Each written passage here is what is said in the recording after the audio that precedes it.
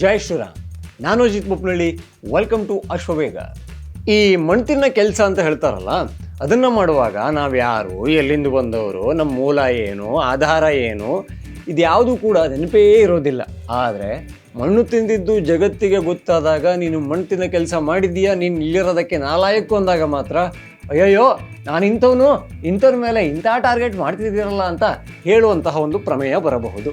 ಇದಕ್ಕೆ ನಿಮ್ಗೆ ರಪ್ಪಂತ ತಲೆಗೆ ಬಂದಿದ್ದು ಯಾರು ಅಂತ ಹೇಳ, ಅದೇ ಬಿ ನಾಗೇಂದ್ರ ಅವರು. ಈ ವಾಲ್ಮೀಕಿ ನಿಗಮ ಹಗರಣ ಆಯ್ತಲ್ಲ, ಅದರಲ್ಲಿ ಕೋಟಿ ಹಣವನ್ನು ಸರ್ಕಾರ ಬಂದ ಹೊಸದರಲ್ಲೇ ಈ ಕಾಂಗ್ರೆಸ್ ಸರ್ಕಾರ ನಮ್ಮ ಕರ್ನಾಟಕವನ್ನು ಒಂದೇನೋ ಕಲ್ಯಾಣದತ್ತ ತಗೊಂಡು ಹೋಗ್ತೀವಿ, ಗ್ಯಾರಂಟಿಗಳನ್ನು ಕೊಟ್ಟಿದ್ದೀವಿ, ಆ ಗ್ಯಾರಂಟಿಗಳಿಂದ ಸುಮಾರು ಬಡವರನ್ನ ಶ್ರಮಿಕರನ್ನೆಲ್ಲ ಮೇಲೆ ಎತ್ತೀವಿ ಅಂತ ಹೇಳಿ ಬಂತಲ್ಲ, ಅದೇ ಕರ್ನಾಟಕದಲ್ಲಿ ಕಾಂಗ್ರೆಸ್ ಬಂದಾಗ ಶುರುವಲ್ಲಿಯೇ ವಾಲ್ಮೀಕಿ ನಿಗಮ ಹಗರಣದ ಒಂದು ದೊಡ್ಡ ಸುದ್ದಿ ಆಯಿತು. ಆ ಸುದ್ದಿಯಲ್ಲಿ ಸಿಕ್ಕೊಂಡು ಬಿದ್ದವರೇ ಬಿ ನಾಗೇಂದ್ರ ಅವರು ಬೆಣ್ಣೆನೇ ತಿಂದಿದ್ರು ಅಥವಾ ಯಾರೋ ಬೆಣ್ಣೆ ತಿಂದು ಅವರು ಮೂತಿಗೆ ಬರೆಸೋದ್ರೋ ಗೊತ್ತಿಲ್ಲ, ಆದರೆ ಅವರು ಬಾಧ್ಯಸ್ಥರಾಗಿದ್ದರು. ಅವರು ಜವಾಬ್ದಾರಿಯಿಂದ ನುಣುಚಿಕೊಳ್ಳುವ ಪ್ರಮೇಯವಿರಲಿಲ್ಲ. ಹಾಗೂ ಆ ಹಗರಣದ ಎಲ್ಲ ಸಾಕ್ಷಿಗಳು ವಿರುದ್ಧ ಇದ್ವು. ಹಾಗಾಗಿ ಸಿದ್ದರಾಮಯ್ಯನವ್ರು ಏನು ಮಾಡಿದ್ರು, ಸಚಿವ ಸ್ಥಾನದಿಂದ ಅವರನ್ನು ವಜಾ ಮಾಡಿದ್ರು, ಇವರು ಅರೆಸ್ಟ್ ಕೂಡ ಆದರು, ಎಲ್ಲವೂ ಕೂಡ ನಾವು ನೋಡಾಗಿದೆ. ಆದರೆ ಈಗ ನಾಗೇಂದ್ರ ಅವರನ್ನು ಮತ್ತೆ ಸಚಿವ ಸ್ಥಾನ ಕೊಡ್ತೀವಿ ಬನ್ನಿ ಅಂತ DK ಶಿವಕುಮಾರ್ ಅವರು ಕರೆದಿದ್ದಾರೆ, ಕೊಟ್ಟಿದ್ದಾರೆ. ಇದಕ್ಕಾಗಿ ವಿಪಕ್ಷಗಳು ಭಯಂಕರ ಹೋರಾಟವನ್ನು ಮಾಡ್ತಾ ಇದ್ದಾವೆ. ನೀವು ಹೇಗೆ ಅವರಿಗೆ ಸಚಿವ ಸ್ಥಾನ ಕೊಟ್ರಿ, ಅವರು ಕಳಂಕಿತರು, ಆರೋಪಿ, ಈಗಾಗಲೇ ಜೈಲಿನ ನೋಡಿ ಬಂದಿದ್ದಾರೆ, ಸಾಕಷ್ಟು ಕೇಸ್ಗಳಿದ್ದಾವೆ ಅಂತ JDS ಮತ್ತು BJP ಅವರು ಒಕ್ಕೋರ್ಲಿನಿಂದ ಕೂಗ್ತಾ ಇದ್ದಾರೆ. ಅವರ ರಾಜೀನಾಮೆ ಕೊಡಲೇಬೇಕು ಅಂತ ಪಟ್ಟು ಹಿಡಿದು ಕೂತಿದ್ದಾರೆ. ಈ ಗ್ಯಾಪಲ್ಲಿ ನಮ್ಮ ನಾಗೇಂದ್ರ ಅವ್ರು ಏನು ಮಾಡಿಬಿಟ್ರು, ಒಂದು ಡೈಲಾಗನ್ನು ಹೊಡೆದ್ಬಿಟ್ರು. ಏನಂತ, ನಾನೊಬ್ಬ ದಲಿತ ಆಗಿರೋದಕ್ಕೆ ನನಗೆ ಈ ಥರ ಟಾರ್ಗೆಟ್ ಮಾಡಲಾಗ್ತಾ ಇದೆ ಅನ್ನೋ ಮಾತನ್ನು ಹೇಳಿದ್ರು. ಅಯ್ಯಯ್ಯಯ್ಯಯ್ಯೋ, ಜಾತಿ ಕಾರ್ಡು, ವಿಕ್ಟಿಮ್ ಕಾರ್ಡು ಯಾವ ಕಾಲದಲ್ಲಿ ಯಾವ ಟೈಮಲ್ಲಿ ಯೂಸ್ ಮಾಡಬೇಕು ಅನ್ನೋದು ರಾಜಕಾರಣಿಗಳನ್ನು ಬಿಟ್ಟರೆ ಮತ್ತಾರಿಗೂ ಚೆನ್ನಾಗಿ ಗೊತ್ತೇ ಇಲ್ಲ. ಅಲ್ಲ ಬಿ ನಾಗೇಂದ್ರ ಅವರೇ, ನೀವು ದಲಿತರ ಜಾತ್ರೆನೇ ಆಗಿರ್ಬೋದು, ಆದರೆ ದುಡ್ಡು ಹೊಡೆಯುವಾಗ ಜಾತಿ ನೆನಪು ಮಾಡ್ಕೊಂಡಿದ್ರ? ಈ ಪ್ರಶ್ನೆ ನಿಮ್ಮನ್ನು ನೀವು ಕೇಳ್ಕೋಬೇಕಾಗುತ್ತೆ. ಹಾಗೆ ವಾಲ್ಮೀಕಿ ಅಭಿವೃದ್ಧಿ ನಿಗಮ ಏನಿದೆಯಲ್ಲ, ಅದು ಯಾರ ಸಲುವಾಗಿದ್ದು? ಇದೇ ಹಿಂದುಳಿದ ವರ್ಗದ ಸಮುದಾಯದವರ ಅಭಿವೃದ್ಧಿಗಾಗಿ ಇದ್ದಿದ್ದು. ಅದರಲ್ಲಿ ಲಫಡ ಮಾಡಿದ್ದೀರಿ, ಅದರಲ್ಲಿ ದುಡ್ಡು ಹೊಡೆದಿದ್ದೀರಿ. ಈಗ ನಿಮ್ಮ ರಾಜೀನಾಮೆಯನ್ನು ವಿಪಕ್ಷಗಳು ಕೇಳ್ತಾ ಇರುವಾಗ ನಾನೊಬ್ಬ ದಲಿತ ಆಗಿದ್ದಕ್ಕೆ ನನಗೆ ರಾಜೀನಾಮೆ ಕೊಡಿ ಅಂತ ಹೇಳ್ತಿದ್ದಾರೆ ಅಂತ ಹೇಳ್ಬಿಟ್ರಲ್ಲ, ನಿಮಗೆ ಅನಿಸುತ್ತಾ?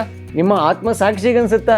ಇಲ್ಲ, ನಾನು ನೆಟ್ಟಗೆ ಮಾತಾಡಿದ್ದೀನಿ, ಇದರಲ್ಲಿ ಏನೂ ತಪ್ಪೇ ಇಲ್ಲ, ನಾನು ಮಾತಾಡಿದ್ರಲ್ಲಿ ನನಗೆ ತುಂಬ ಖುಷಿ ಇದೆ, ತುಂಬ ಲಾಜಿಕಲ್ ಆದ ಒಂದು ಮಾತು ಬಂದಿದೆ ಅಂತ ನಿಮಗಾದರೂ ಅನಿಸುತ್ತಾ? ಖಂಡಿತ ಇಲ್ಲ. ಈ ಜಾತಿಯನ್ನು ಬಿಟ್ಟು ರಾಜಕಾರಣ ಮಾಡೋಕ್ಕಾಗುತ್ತಾ? ಖಂಡಿತ ಇಲ್ಲ. ಅದು ಯಾವ ಪಕ್ಷದಲ್ಲೂ ಕೂಡ ಸಾಧ್ಯ ಇಲ್ಲ. ಅದು ಕಾಂಗ್ರೆಸ್ ಇರ್ಬೋದು, BJP ಇರ್ಬೋದು, JDS ಇರ್ಬೋದು. ಮೊದಲು ಜಾತಿ ನೋಡು, ಆಮೇಲೆ ಮೂತಿ ನೋಡು ಅನ್ನೋ ಥರದಲ್ಲಿ ಎಲ್ಲರೂ ಇದ್ದಾರೆ.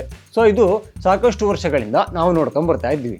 ಆದರೆ ಒಂದು ದೊಡ್ಡ ಹಗರಣದ ಹಿಂದುಳಿದ ವರ್ಗಕ್ಕೆ ಸೇರಿದ ಹಣವನ್ನು ಗುಳುಂ ಸ್ವಾಹ ಮಾಡಿದ ಕೇಸಲ್ಲಿ ಅರೆಸ್ಟ್ ಆಗಿ ಈಗ ವಾಪಸ್ಸು ಜಾಮೀನಿನ ಮೇಲೆ ಕೋರ್ಟು ಬಿ ನಾಗೇಂದ್ರ ಅವರು, ಅಣ್ಣ ಇವನು ತಪ್ಪೇ ಮಾಡಿಲ್ಲ, ನಿರಪರಾಧಿ, ಹೋಗ್ಬಿಡಿ ಮನೆಗೆ ಅಂತ ಕಳಿಸಿದ್ದಲ್ಲ, ಒಂದು ಜಾಮೀನನ್ನು ಕೊಟ್ಟು ಅದಕ್ಕೆ ಒಂದಿಷ್ಟು ಷರತ್ತುಗಳನ್ನು ಹಾಕಿ ಹೊರಗಡೆ ಬಿಟ್ಟಿದೆ.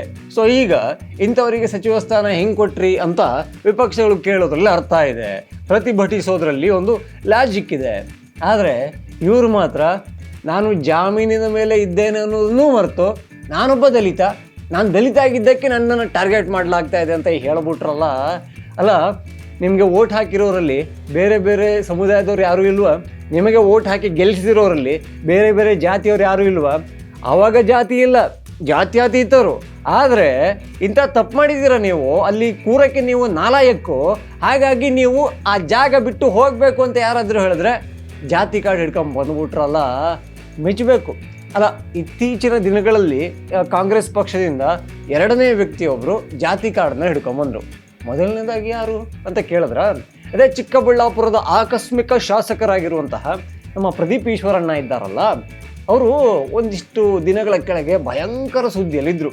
ಅದೇನೋ ಕುಮಾರಸ್ವಾಮಿ ಅವರಿಗೆ ಓಪನ್ ಆಗಿ ಸವಾಲು ಹಾಕಿದ್ರಂತೆ, ತೊಡೆ ತಟ್ಟಿದ್ರಂತೆ, ಭುಜ ಮುಟ್ಕೊಂಡ್ರಂತೆ, ಏನೇನೋ ಮಾಡಿದ್ರಂತೆ. ಆಗ ಚಿಕ್ಕಬಳ್ಳಾಪುರದ ಜನ, ಅಲ್ಲಿಯ JDS ಕಾರ್ಯಕರ್ತರು ಬೇಕಾದ್ರೂ ಅಂದ್ಕೊಳ್ಳಿ, ಹಾಗೆ ಅಲ್ಲಿಯ ವೋಟರ್ಸ್ ಅಂತಾರೂ ಅಂದ್ಕೊಳ್ಳಿ, ಅಲ್ಲಿ ಏನು ಮಾಡಿದ್ರು, ಇವರಿಗೆ ಚಪ್ಪಲಿಯನ್ನು ಎಸೆದ್ರು.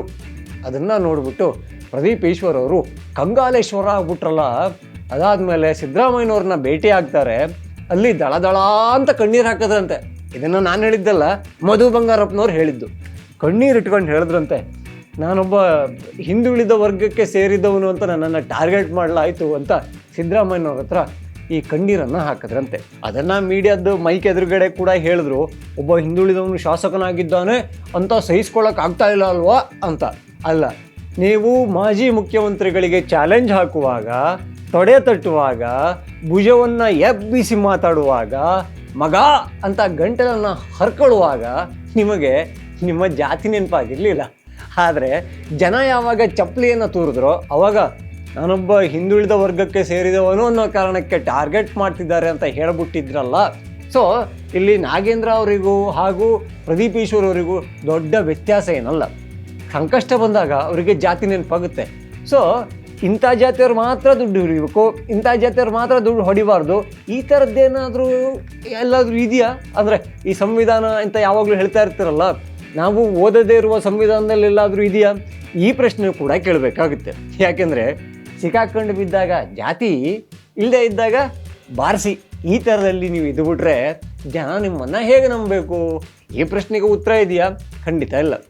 ಪ್ರದೀಪ್ ಈಶ್ವರ್ ಅವರಾಗಲಿ, ಬಿ ನಾಗೇಂದ್ರ ಅವರಾಗಲಿ ತಪ್ಪು ಮಾಡುವಾಗ ಅವರಿಗೆ ಅವರು ಯಾರು, ಎಲ್ಲಿಂದ ಬಂದವರು, ಆ ಸಮುದಾಯನ ಈ ಸಮುದಾಯನ, ಹಿಂದುಳಿದವರ ಮುಂದುಳಿದವರ ಏನೂ ಬೇಕಾಗಿರಲಿಲ್ಲ.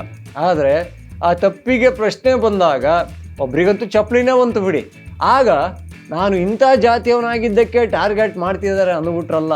ಅರ್ರೆ, ನಮ್ಮ ದೇಶದಲ್ಲಿ ಜಾತಿ ವ್ಯವಸ್ಥೆ ಏನಿದೆಯಲ್ಲ ಅದನ್ನು ಮೀರಿ ಇಲ್ಲಿನ ಪ್ರಜಾಪ್ರಭುತ್ವ ಇದೆ. ಯಾವ್ಯಾವ ಜಾತಿಯಿಂದ ಬುಡಕಟ್ಟು ಸಮಾಜದವರೆಲ್ಲ ಈ ರಾಷ್ಟ್ರಪತಿಗಳಾಗಿ ಕೂತಿಲ್ವಾ, ನಾವು ನೋಡ್ತಾ ಇಲ್ವಾ? ಸೊ ನಿಮ್ಮ ಜಾತಿ ಕಾರ್ಡನ್ನು ಇಲೆಕ್ಷನ್ ಟೈಮಲ್ಲಿ ನಿಮ್ಮ ಕ್ಷೇತ್ರದಲ್ಲಿ ಗೆಲ್ಲೋಕ್ಕೆ ಬಳಸ್ಕೊಳ್ಳಿ. ಇಲ್ಲಿ ಕಾನೂನು ಅಂತ ಇದೆ. ಕಾನೂನು ಎಲ್ಲರಿಗೂ ಒಂದೇ.